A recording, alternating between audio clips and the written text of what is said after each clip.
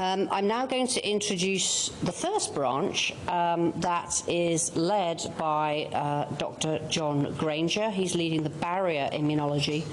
Collectively, I think we're the largest grouping of barrier immunologists in the country.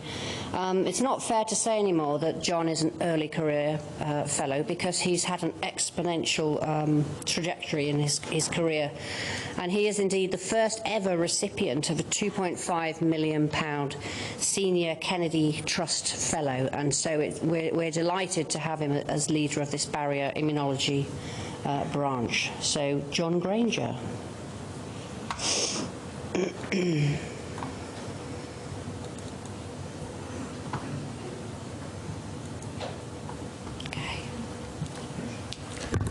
Thank you very much for the introduction, Tracy. And it's really my pleasure to get the opportunity to speak to you today about the barrier immunology branch within this exciting new institute. So, what do we mean by barrier immunology? So, primarily we mean the immune response that's occurring at external barrier surfaces. For example, the gastrointestinal tract, the lung, the oral barrier, and the skin. And this obviously incorporates mucosal immunology, but we feel it's important to really integrate skin into this, so that we're really covering all of the barrier surfaces, so that we can understand how the immune system is tailored to all of these different environments. And I think this is really the crucial thing that we're focused on in barrier immunology, understanding how the immune system is specified at these important sites. And the reason that these sites are so interesting from the point of view of an immune response is that they're incredibly complex surfaces. So they're constantly exposed to a wide variety of different antigens and stimuli. So some of those stimuli derive from our environment, so environmental stimuli, so things like pollen, for example, or antigens derived from food. But they're also home to a very diverse array of commensal microbiota. And obviously this has been an area of tremendous research focus in recent years, and something that Richard's going to talk about in a lot more detail. But at these sites, we really need, our immune systems really need to farm the commensal microbiome, that's these surfaces, because we're now very aware that having some of these organisms are crucial to maintaining normal immune health. And so, sort of in health, these surfaces are considered to be very regulatory or tolerogenic. Because they have to maintain a limited response to all of these sort of harmless factors. But obviously these sites are also favourite sites for pathogens and parasites to try and either live or enter into the host. And so they have to rapidly evolve from these very tolerogenic or regulated environments into these inflamed scenarios. And this is often associated with recruitment of immune cells in from the circulation. And so, obviously, it's really important that we understand how the immune system is making decisions about what is harmless versus harmful at these sites. And obviously, this is a very complex problem, and the immune system sometimes gets it wrong. And so, if you develop inappropriate immune responses towards, for example, your commensal microbiota, or towards environmental stimuli, for example, with pollen, this can lead to inflammatory disease at barrier sites. And these are just a few examples of inflammatory diseases that occur at barrier surfaces. And actually, given that allergy and periodontitis are actually two of the most common diseases within the UK and indeed worldwide, actually inflammation at barrier surfaces is some of the major diseases that we're presented with. So the other reason that barrier tissues are complex is because they actually have a lot of complex microenvironments within the barrier site. So you have various components. For example, this is the gastrointestinal tract. You have the mucus layer. You have a very thin epithelium, and then you have the lamina propria, which is underneath the epithelial layer, and then you even have a submucosal layer and a muscular layer as part of the gastrointestinal tract. So when we're thinking about barrier immunology, immunology, we're not just thinking about the fact that barriers are different, but we're also thinking about the fact that there's lots of different microenvironments within each of these barrier surfaces. And really, I think one of the big drives for barrier immunology in recent years and moving forward is to understand what's happening in each of these microenvironments and what signals are really important in specifying immune function in these different sites. So obviously, as I mentioned, each different barrier surface has very different structures. So you have alveoli, for example, in the lungs and immune cells living out in the air spaces. In the skin, we have an epidermal layer and a dermal layer, and we have hair follicles poking through. And so you have very, very different environments in these sites. So when we started to put together the Lydia Becker Institute and we started getting people affiliated to the barrier immunology section, it became very apparent that actually whatever barrier surface you look at, there's people at the university working on the different signals that are experienced at each of those barriers and the different microenvironments that are present in those barriers. So these are just examples of a few people that are affiliated to the branch. We've got, for example, Dave Thornton's group that are looking at the mucus layer of the barrier. We've got Sheena Cruikshank's group looking at gut epithelium. If we look at the skin, we've got the Rhodes group looking, for example, at how sunlight affects the skin immune response. We've got Anna Nicolaou's group looking at the lipids in the skin. And then if we think about some of the specific niches, we've got Ralph Pouse's group looking at hair follicle immune cells. And then if we start thinking about the challenges that these experience, we have people working on commensal microbiota and also a lot of focus on parasite immunology and particularly gastrointestinal worms. If we now throw into this cellular immunology and looking at how immune cells are specified in these tissue microenvironments, we now incorporate a huge number of groups into this barrier immunology branch. And then if we now start thinking about diseases and clinicians that are involved in specific diseases associated with barriers, the group gets even larger, and we can keep going forward and forward. And in fact, what we found when we brought together the barrier immunology branch, of the 109 groups that are part of the Lydia Becker, actually 51 groups are affiliated to the barrier immunology branch, really demonstrating that at the University of Manchester there's a critical mass of barrier immunologists. I think this really highlighted to us that there's really a lot of excellent barrier immunology occurring at the University of Manchester, but maybe this hadn't really been brought together in such a clear fashion. Okay, so how are we harnessing the complexity of barrier immunology within the Lydia Becker Institute currently, and what are we going to do moving forward? So what I'm going to do is I'm just going to give you two examples that are kind of at the extremes of the type of research that we're doing within the barrier immunology branch. So one example I'm going to give you from the largest grouping, which is really facing complexity head-on and looking in patient cohorts with different diseases of the lung. And then at the opposite end of the spectrum, I'm going to go to our smallest barrier branch, and I'm going to look at how Dr. Conkell's group is using mouse models and patient samples to understand very basic mechanisms of barrier immunity. So the first thing that I wanted to focus on was the use of the ManArts biobank samples by researchers that are part of the lung section of the barrier immunology branch. And this research is actually bringing together multiple different groupings of industrial partners, researchers within the basic researchers, and also clinicians. And these samples are housed at the Northwest Lung Research Centre, and Angela Simpson was very important in setting up these biobank samples. So what does the ManArts stand for? It's the Manchester Allergy, Respiratory and Thoracic Surgery Biobank. And one of the things this gives us access to is human lung tissue from patients with different diseases. And the two diseases that we're particularly focused on are asthma and chronic obstructive pulmonary disease. These are two major inflammatory lung diseases that are prevalent in the UK and indeed worldwide. So they have a lot of similarities in the types of inflammation that occur, but also differences. And what we really want to understand is what are the sort of immune profiles that are underlying the differences in inflammation that we see in these different disease states. And so through the ManArts Biobank, we've got access to human lung resection. These are patients that typically have tumours, but they also also will have asthma or chronic obstructive pulmonary disease. And so we're digesting the lung tissue from these patients, and then we're aiming to look at the immune populations that are present in the lung tissue.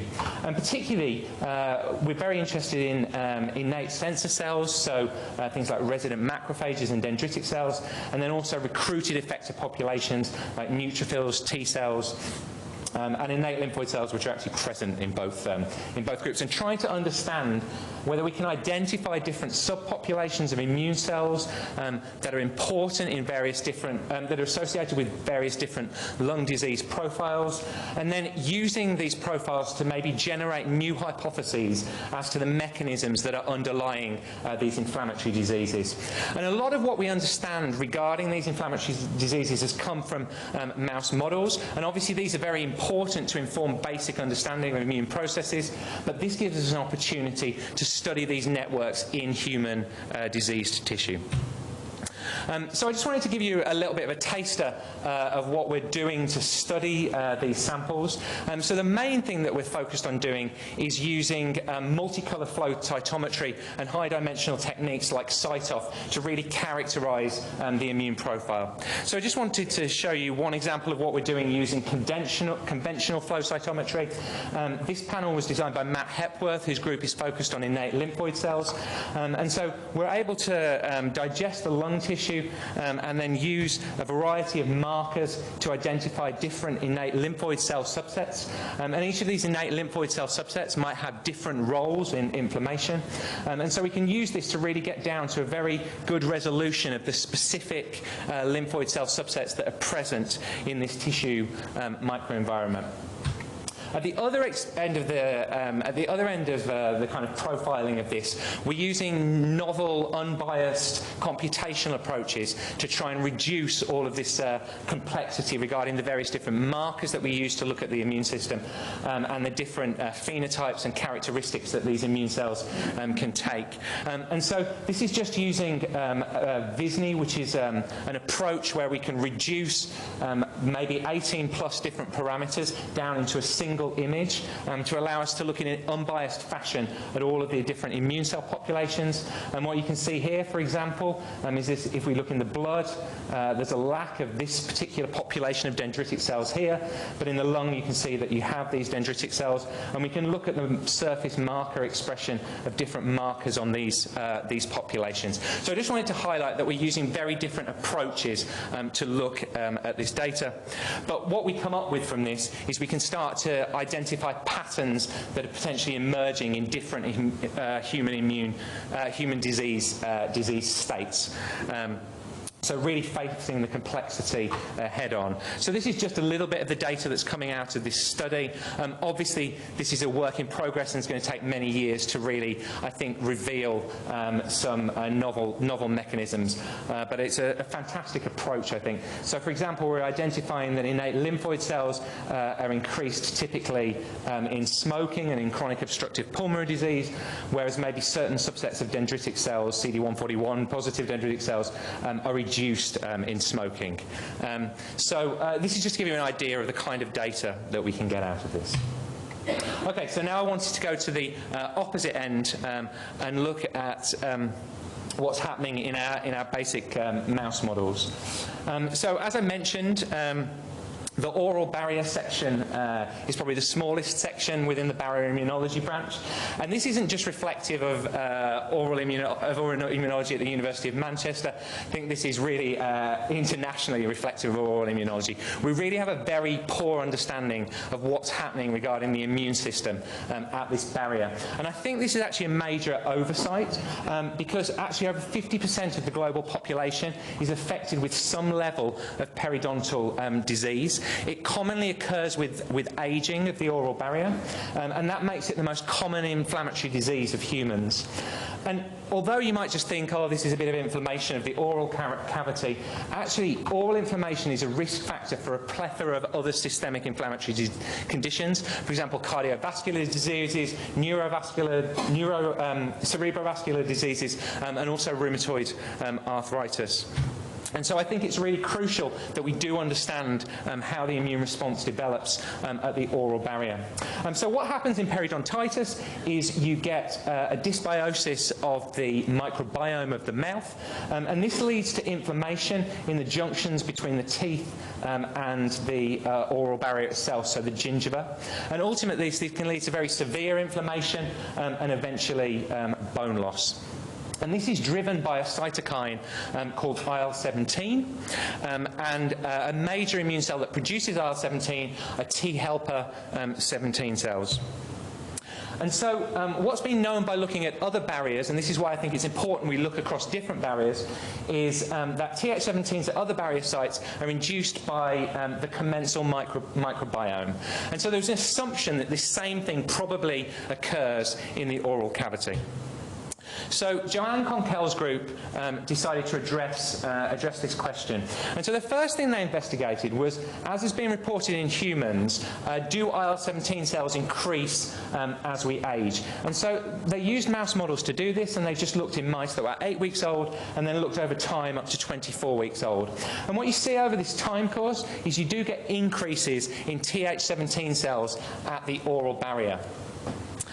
And this correlates very nicely with what you see in humans. So if you look in humans that don't have it avert periodontitis, although, as I mentioned, periodontal disease does increase with age. Joe found the same thing in people. So people that are 40 to 50 years old have Th17 cells in their barrier. This is very limited in people that are under the age of 25. So, is it commensal microbiome that's leading to these increases in Th17 cells with age? To cut a very long story short, we have a really amazing facility at the University of Manchester, which is a notobiotic facility. This means that we can get access to mice that are essentially bred in a bubble, so they never have any commensal microbiome affecting their barrier surfaces. And so what Joe did was looked in these animals to see whether you still got this increase in Th17 cells with age. And what you see is, if you look in specific pathogen-free mice, so our regular mice, you have 17 cells, but if you look in the germ-free mice, you also see these 17 cells. So this suggests that the oral barrier has a unique mechanism to induce Th17 cells. So, one possibility is if it's not commensals, it's something about the unique environmental stimuli that are present at the oral barrier. And the thing that's interesting about our oral barrier is it's constantly damaged because we're always chewing, we're always brushing our teeth. And so Joe wondered whether it was the case that this is what drove these increases in Th17 cells. And so she developed some very nice new models to look at this. And so in one model, she literally brushed the gums of mice with a cotton applicator to kind of mimic toothbrushing. And what you can see when you do this, you see increases in 17 cells at the oral barrier. And what she also did was change the hardness of the diet of the mice. So she put mice on a hardened diet, and if you give the mice something harder to chew, you also see the same thing. So you see increases in these Th17 cells. So finally, she wanted to understand whether this was associated with periodontal disease, and so she investigated whether there were changes in bone loss and tooth structures in mice on a hard diet, and you do indeed see changes. I won't go into this in a lot of detail, but if you treat with anti-IL-17, which is the factor that's increasing over time in the oral barrier, you lose this development of low-level periodontal disease, which you see in both aging mice and also aging humans. So I just thought this was a very nice example of one piece of research that's demonstrating that the same immune cell at different sites can be driven by very different factors depending on the barrier that we look at. And this was reported in the journal in this fashion, but was reported in the popular press looking at more about how chewing can help you fight off sickness. Okay, so what I just want to finally conclude by talking about is what are the initial goals of the barrier immunology branch. I hope I've presented to you that we're both looking at complexity head-on by looking in patient samples and working with clinical researchers and industrial partners, but but we're also looking at basic mechanisms that are associated with how immune cells are instructed at these barrier surfaces. So obviously the first thing that we need to do is we need to promote the Lydia Becker Institute as a world-class centre for barrier immunology, because we have so much excellent barrier research already occurring here at the University of Manchester. It's going to be really important to create synergy between groups to ensure that we have access to the latest training opportunities and the latest technologies that allow us to study barrier immunology. A lot of new technologies that are being developed, for example, CyTOF, high multi-parameter flow cytometry, single-cell RNA-seq are crucial for us to understand the immune cells at these sites. And I think it's going to be important to create synergy to do this. But I think the most important thing is we need to use this as an opportunity to promote discussion and collaborations across barriers, literally breaking down the barriers between the barriers, because I think we often look at these in isolation. And the fact is we need to understand the commonalities between the way that barrier immune cells are informed, and also the differences that occur between barriers. But also it's becoming very apparent that these barriers are communicating with one another, and this is really important to multi-morbid disease states, and we need to understand how those communication mechanisms are occurring. And I think by bringing everybody together in one branch, this is going to give us the opportunity to really discuss these interrelationships between the different barrier sites. And also it's clear now that barrier inflammation is associated with inflammation at other sites as well, for example joints, and so I think it's going to be important to move out into the other areas to investigate this. So obviously this whole institute isn't just based around barrier immunology, although I obviously think it's a really important focus. So these are some of the ways that we're going to be synergising with the other areas involved in this institute. And I think this is hopefully going to lead to some really exciting new project development that's going to help us to really harness immune complexity as part of the Lydia Becker Institute. So thank you very much for listening to me. I'll be around for the day. Also the Deputy Lead, Joanne Conkell, will be around. So please feel free to come and discuss barrier immunology with us. And also I just want to promote our posters. We've got Amy Saunders, who's a Wellcome Trust funded fellow working on skin. We've got Sid Krishnan working in Joanne Conkell's lab on oral immunity, and Craig McKinty from Mark Travis's lab working on lung immunology. So please go and talk to them at their posters as well. Thank you very much.